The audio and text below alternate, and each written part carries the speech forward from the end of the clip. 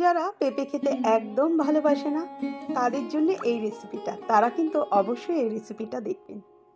পেঁপে নিয়ে একটা বিশাল সমস্যা, অনেকেই আছে যারা কাঁচা পেঁপে সবজি হিসাবে খেতে একদমই ভালোবাসে না। তো তার জন্যে আজকের আমি যে পেঁপে দিয়ে ডালটা নিয়ে এসেছি, আপনারা অবশ্যই একবার ট্রাই করুন। আশা করি আপনাদের ভালো লাগবে। তাহলে চলুন আজকের রেসিপিটা আপনাদের সাথে শেয়ার করি। পেঁপে দিয়ে মুগ ডালের রেসিপিটা আমি করব, তো তার জন্য আমি এখানে 100 মুগ ডাল নিয়েছি। আর মুগ ডালটাকে একটু শুকনো অবস্থায় একটু ভেজে নিচ্ছি। আর তার মধ্যে আমি দুটো তেজপাতা দিয়ে নিয়েছিলাম। তারপরে ওটাকে ভালো করে ধুয়ে, একবারই ধুয়ে ডালটাকে তারপর আমি বসিয়ে দিলাম। ডালটা একটু যেই সিদ্ধ হয়ে আসবে তারপরে এটা নামিয়ে নেব। আর এই ডালের মধ্যে আমি নুন হলুদ কোনোটাই ব্যবহার করব না। তো ডালটা যেই সিদ্ধ হয়ে গেছে তারপরে কিন্তু আমি নামিয়ে নিয়েছি। তারপরে আমি কড়া বসিয়ে নিয়েছি। আর কড়ার মধ্যে আমি এখানে সর্ষের তেল ব্যবহার করেছি। আর এই রেসিপিটা কিন্তু সম্পূর্ণ সর্ষের তেলেই হবে। তো তেলের মধ্যে এইবারে আমি একটু ফোড়ন দিয়ে দেব। আর ফোড়নের মধ্যে আমি এখানে দেব শুকনো লঙ্কা, এছাড়া দেব 5 ফোড়ন, সঙ্গে দেব তেজপাতা, এছাড়া দেব হিং দিয়ে আমি ভালো করে মিশিয়ে নেব। কিন্তু হিংটা আমি এই মুহূর্তে ব্যবহার করব না, ঠিক ভাজার সময় কিন্তু আমি হিংটাকে ব্যবহার করব।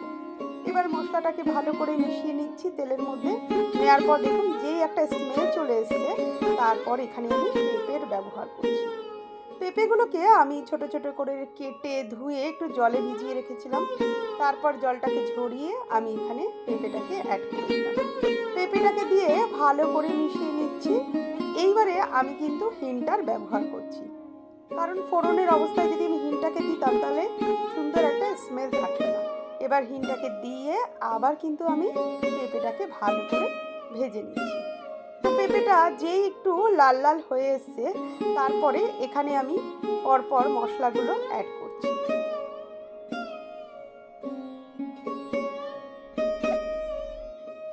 এবারে এই পেঁপের মধ্যে আমি আদা আর কাঁচা লঙ্কা একসঙ্গে আমি একটু পেস্ট করে নিয়েছিলাম, সেই আদা আর কাঁচা লঙ্কাটাকে এখানে অ্যাড করে দিলাম। আদা আর কাঁচা লঙ্কাটাকে দিয়ে তারপরে কিন্তু আমি ভালো করে আবার মিশিয়ে নিচ্ছি। আদা আর কাঁচা লঙ্কাটা সম্পূর্ণ পেঁপের সাথে মিশিয়ে নিচ্ছি, আর কাঁচা ভাবটাও যাতে কেটে যায়।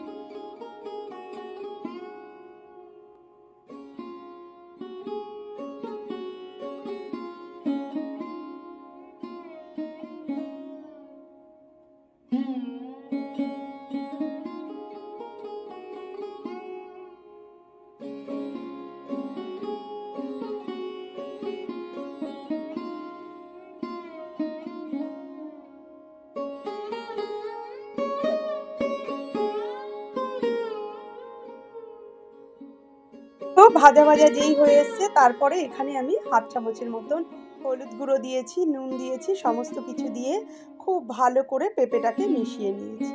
খুব সিম্পল এই পেঁপের ডাল রেসিপিটা, কিন্তু খেতে কিন্তু অসাধারণ লাগে। এইবারে এর মধ্যে আমি যে ডালটা আছে সেই ডালটাকে কিন্তু আমি এখানে অ্যাড করে দিচ্ছি, যেটা সেদ্ধ করে রেখেছিলাম সেই ডালটাকে এখানে অ্যাড করে দিলাম। ডালটাকে অ্যাড করে দিয়ে তারপরে কিন্তু আমি ভালো করে মিশিয়ে নিচ্ছি। মিশিয়ে নিয়ে তারপর আমি ঢেকে দিচ্ছি, ঢেকে দিয়ে তারপর ডালটাকে আমি ফুটতে দিচ্ছি। তো দেখুন ডালের সঙ্গে পেঁপেটা সম্পূর্ণ ফুটে গেছে খুব ভালো, আর পেঁপেটা কিন্তু সেদ্ধও হয়ে গেছে। আবার একটু আমি মিশিয়ে দিয়ে আবার ঢেকে দিলাম।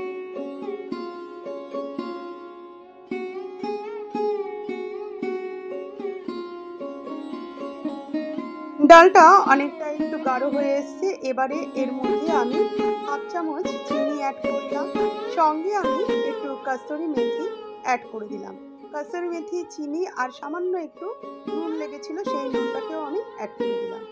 সঙ্গে আমি একটু ভাজা মশলা, মানে ভাজা মশলা বলতে এখানে গোটা জিরে আর শুকনো লঙ্কাকে আমি একটু শুকনো খোলায় ভেজে গুঁড়ো করে রেখেছিলাম, সেই ভাজা মশলা আর হাফ চামচের মতন গরম মশলা, সঙ্গে 1 চামচ ঘি, এই সমস্ত কিছু আমি অ্যাড করে দিলাম।